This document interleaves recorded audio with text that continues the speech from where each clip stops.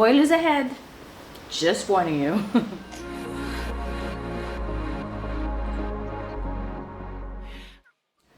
Assalamualaikum guys. I found it one of the most thought-provoking, and with the way the world is going, you find mental illness reaching greater and greater amounts of people. I mean, I'm sure you know someone in your family who's suffering from some mental illness or another. Some sort of out of the ordinary range of phobia or paranoia or whatever it may be, okay? You get, of course, mild ones, and then you get, of course, the off-the-handle crazy ones, and then the ones that need admission into an asylum, a psychiatric ward, to prevent harming themselves and harming other people. A bit about my upbringing to give you the understanding and the insight into why I found the Joker so special and it had such a deep meaning to me is because my father was not like a lot of doctors that you might know who just do their shift and that's that.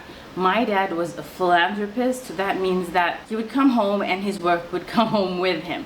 Now, when you're dealing with people who are suffering from mental illness, home is not the type of place you want to bring them. But because he was so Gandhi-esque, Mother Teresa-esque, want to change the world and have an open door policy to everyone, all and sundry-esque, you're going to end up with people coming home rampaging through your house. I actually used to catch a glimpse of them smashing our vases, my mom having to help my dad hold patients down so that he could give them a sedative to calm them down because they were violent, and all this sort of thing. So our home basically became Arkham Asylum.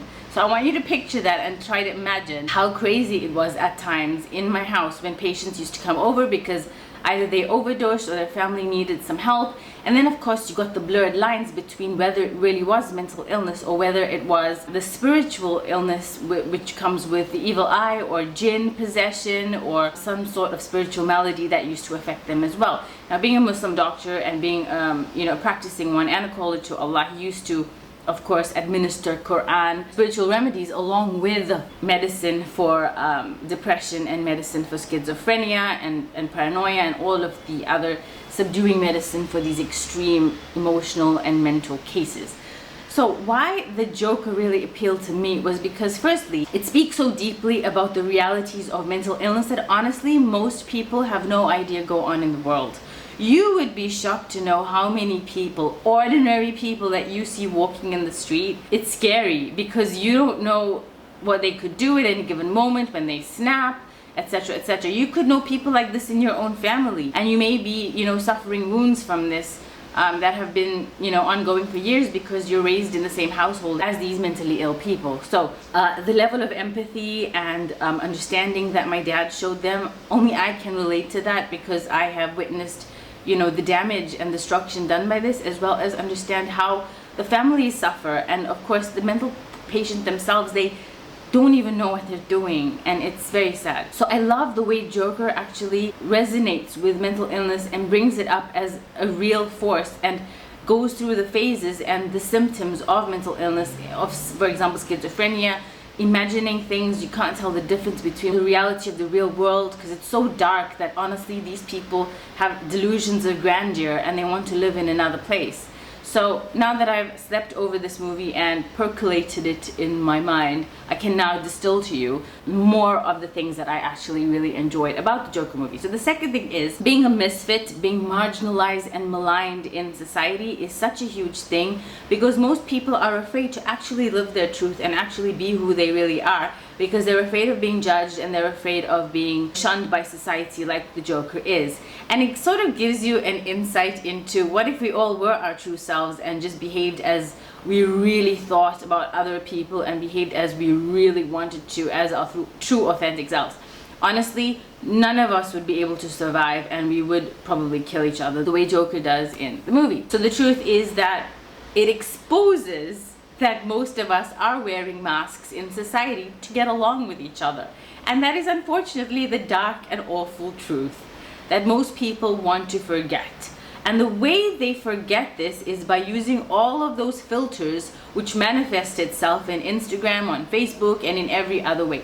We want to look at the world in a rose-tinted view. We want to look at the world like it's this beautiful, unicorn and sunshine and flowers and gumdrops kind of world. But in reality, it's a lot like the Joker's well. Okay, maybe that's a bit too dark at times because he has a hard time processing his emotions and feeling things like joy and happiness and sadness in its correct amounts. What I've also come to notice, going back to the mental illness part of it, is that he's got the dark triad of mental illness, and that is narcissism, psychopathy, and Machiavellianism. You'll need to watch Jordan Peterson. I absolutely love Jordan Peterson's videos because he talks about the dark triad traits and how these people who have them are sociopaths and to a degree psychopaths, and you know, in varying degrees, because there's a spectrum now that you actually work with from extreme to mild, and people will be this on varying degrees. And it shows you that these people are self-obsessed, the narcissist, which we all are to a degree, and we find the psychopath, you know, side of that angle of that triad, and then we find the Machiavellianism. So they have this dark side. So if you use this in light of Jungian philosophy, it's ironic I use the word in light of, because we're talking about the shadow self, then you'll find that the dark triad is called dark triad because it embraces the Jungian shadow self, the dark side of human nature and the human soul that we all repress. In Islam we call this the Qareen companion, which whispers to us evil things and whom we like to shun and quiet down with ta'awudh, a'udhu billahi minash shaitanir rajeem. And this is something that we Muslims say when we want to quell that voice, because that's an inner demon sort of speaking through us that makes us do the evil things that we do and makes us think evil thoughts. Now, of course, we can quieten that down, but to understand it is also in a way to quieten it down, because the more you resist something, the more it persists. So I would like to, you know, go a step further and ask people to try to understand their Qareen companion so you can beat him at his own game. I don't know if that's possible, but I'm known to be ambitious, so there you go. At the same time, so besides the dark triad traits, we have the way society has made people into conformist sheep, so that most people actually don't fit in, but they have to fake fitting in order to get along, because the criterion to fit in are like wealth and fame and likability and a certain standard of beauty that only appeals to what the standards of the status quo set as a standard. So if you don't comply with that, that will be completely subversive of you, and you'll be shunned from society as a misfit, as an outcast, as someone who is maligned and marginalized, as someone who doesn't belong. The only way to beat the game sometimes is to opt out of the game. So when people see that you're not really interested in wealth, they think you're weird. When people see that you're not really interested in being famous, they think you're weird. When people see that you're not really interested in all of the things that the world spins around and, you know, is competing after, they honestly start to think that there's something wrong with you, because how could you not want those things? And funnily enough, it's the people who really don't want those things that get those things if they are true to themselves. And we find the manifestation of this in the Joker when, you know, he basically gives the middle finger to the upper classes and to the nobility and the bourgeoisie, because they call people like him, who are lowlifes, clown. Rises from the ashes of that burnt persona like the phoenix that he is, and beats them at their own game by causing this revolution, you know, living out his fantasy of having this delusion of grandeur, but it actually really happens. Or does it? There's been speculation that the joke's actually on you when you watch this movie, because the actual success that he has is just his imagination. So that's a great idea. I mean, I'd like to think that he was actually successful and started this rebellious guerrilla movement, but hey, you never know. You can believe what you want. So the other thing that really appealed to me about this movie was, why has Joker touched a nerve? And that is because people like filters, they don't like mirrors. You see people every day, from the way they behave, they actually dismiss themselves, reject themselves, they're trying to run away from the reality of themselves. Because people don't like mirrors, except if they're doing their makeup. But generally, they don't like to have a mirror to their soul. They don't want to see the ugly truth about themselves and about what they don't like, because it's uncomfortable.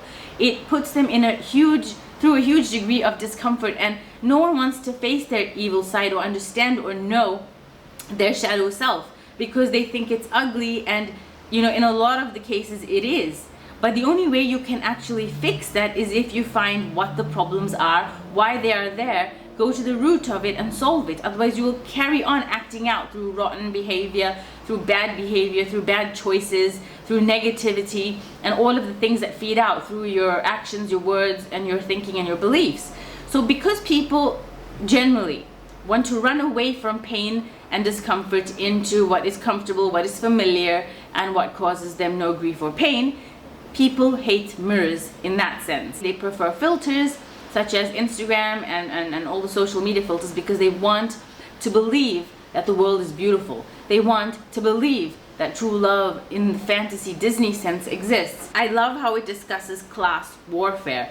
So of course it talks a lot about the Illuminati and how the lower classes are annoyed and really frustrated and angry at them, and then they start building this rage within them because this class warfare. They want to attack them because they're tired of being told, you need to buy this, you need to buy that, you need to have this, you need to have that in order to be acceptable as a human being, when there's so much more and beautiful and deeper things about a human being that makes them special. But all of those things are disregarded. It's just about what you have and how you appear that matters to them.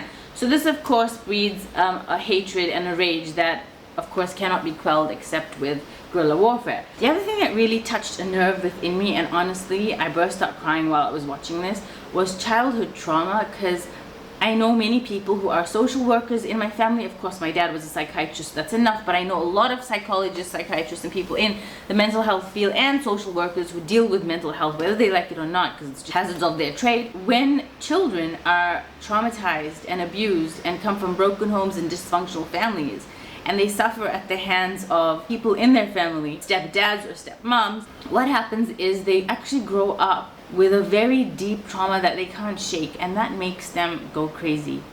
So when people suffer long-term and severe abuse in their childhood, the way Joker has, it's so heartbreaking to see where his pain actually stems from, so that no matter how evil or bad his actions may look, one can't help but empathize with him to understand that this guy actually is only seeking love, affection, for his parents to be proud of him, as in that Murray guy, you know, approving of him, showing him the validation and the approval that a child wants from their parents, that reassurance and that safety and that comfort that many people want. The fact that he never got that as a child, it really affected him. So yeah, this was a very thrilling movie, and I would advise you to watch it because I think it is so awesome, and it touches on so many points that permeate human society at present, and I think will always do, because we have souls. We are not just bodies of flesh that on the Maslow's hierarchy of needs